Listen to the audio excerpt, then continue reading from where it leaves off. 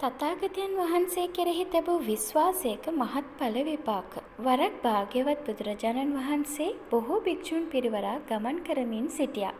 උන්වහන්සේ වැඩම කරන අතරමඟ ඉදිරියෙන් පාරේ අනෙක් පැත්තේ ගවමස් වෙළෙන්දෙක් ගවයෙකුත් ඇදගෙන එනවා දකින්න ලැබුණා. දුරින් එනකොට සංසුන්ව හිටපු ගවයා භාග්‍යවතුන් වහන්සේ ළඟට එනවත් එක්කම හදිසියෙම අර මිනිස්සයවත් ඇදගෙන ඇවිත් භාග්‍යවතුන් වහන්සේගේ පාමුල දන ගහගෙන උන්වහන්සේගේ පාදලෙව කන්න පටන් ගත්තා.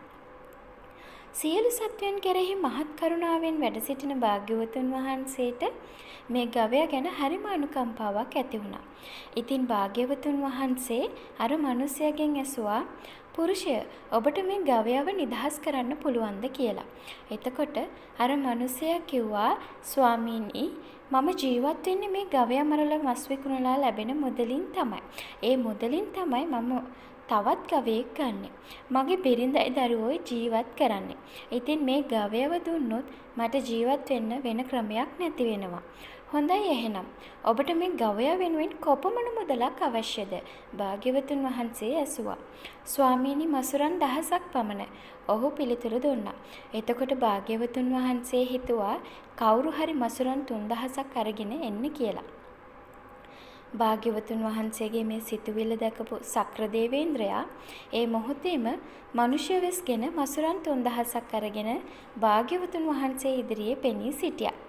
"කෞශික, ඔය මසුරන් 3000 දීලා මේ ගවයා නිදහස් කරන්න" කියලා භාග්‍යවතුන් වහන්සේ අර මිනිසයාට කිව්වා. මිනිසුන්ට කරපු උදව් අමතක වුණාට සත්තුන්ට එහෙම නැහැ. මේ ගවයාත් ආය කොහෙවත් නොගිහින් භාග්‍යවතුන් වහන්සේ පස්සෙන්ම ගමන් කළා. ඔය අතරේ එක වෙලාවක භාග්‍යවතුන් වහන්සේ මේ ගවයා දිහා බලා සිනාසෙන්න පටන් ගත්තා. බුදුවරු කිසිම හේතුවක් නැතුව සිනාසෙන්නේ නැති බව දන්නා ආනන්ද හාමුදුරුවෝ භාග්‍යවතුන් වහන්සේ සිනා පහල කළ හේතුව මොකක්ද කියලා ඇසුවා. "ආනන්ද, මේ ගවයා ඔබට පේනවා නේද?" "එහෙමයි ස්වාමීනි." "පේනවා." "ආනන්ද, මේ ගවයා තව ටික දවසකින් මැරෙනවා.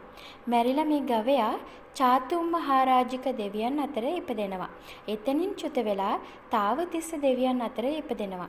එතනින් චුත වෙලා තුසිත දෙවියන් අතර ඉපදෙනවා. මේ විදිහට උඩින් උඩට දෙව්ලෝකවල ඉපදෙනවා. අන්තිමට පරිනිම්මිත වසවර්ති දෙවියන් අතර ඉපදිලා එතනින් චුත වෙලා මනුස්ස ලෝකේ ඉපදිලා පසේ බුද්ධත්වයෙන් සියලු දුක් කෙලවර කරනවා." කියලා නිසක විවරණයක් දුන්නා. එතකොට ආනන්ද හාමුදුරුවෝ කිව්වා, "ස්වාමිනී, ඒකාන්තයෙන්ම පුදුමයි. ඒකාන්තයෙන්ම විශ්මිතයි. මෙච්චර දෙයක් ලබන්න මේ තිරිසන් සතා කරපු පින මොකක්ද?" "ආනන්ද, වෙන කිසි දෙයක් නෙමෙයි. තථාගතයන් වහන්සේ තමයි මට එකම පිහිට වෙන තැන. ආරක්ෂාවට ඉන්න තැන" කියලා මේ සතා හිතපු සිතුවිල්ලමයි මේ සතා කරපු එකම පින භාග්‍යවතුන් වහන්සේ පැහැදිලි කළා. හොඳ සිහියක් කල්පනාවක් නැති තිරිසන් සතෙකුට භාග්‍යවතුන් වහන්සේ ගැන ඇති කරගත් පැහැදීමකින් මෙච්චර විශාල විපාකයක් ලබන්න පුළුවන් නම් මිනිස්සු වන අපට කොයිතරම් පින් කරගන්න පුළුවන්ද? තෙරුවන් සරණයි.